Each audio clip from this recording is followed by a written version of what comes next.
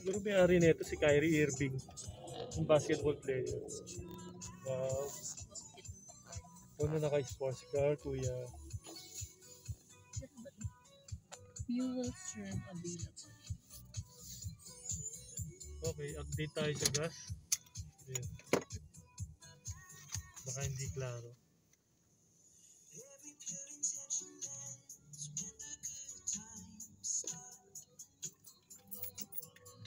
Ito mag-isa, no? Kaya mo na.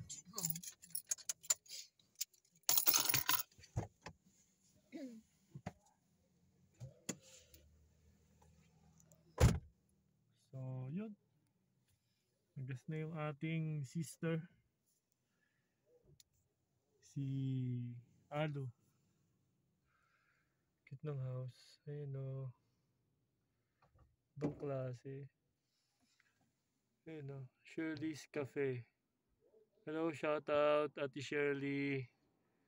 Ayan, o. Si Ate Shirley na naging partner namin sa network marketing sa Junes. From Bicol. Ayan. So, ang weather here right now, biglang vlog to. Ayan. Today is Sunday. Kagagaling lang mag-church. Ayan. Hello mga kababayan. Hello. Hi sa inyo. Pauwi na rin kami. Nagpagas lang si Alo. Corvette. Wow. So, ayan yung mga sasakyan dito sa Canada. Ayan. Ito yata Ford. Ayan yung bago ng Ford, guys.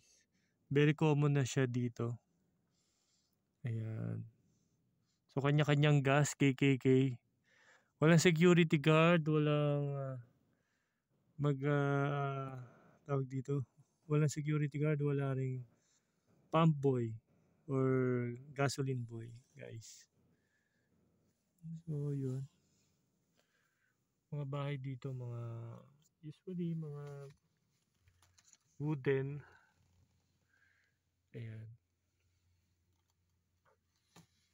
So, yun. I'm just sharing what the surroundings po na nasasaksiyan natin ngayon. Ayan. And I think pagbabalik ulit tayo. Salamat sa panonood. Thank you. Bye.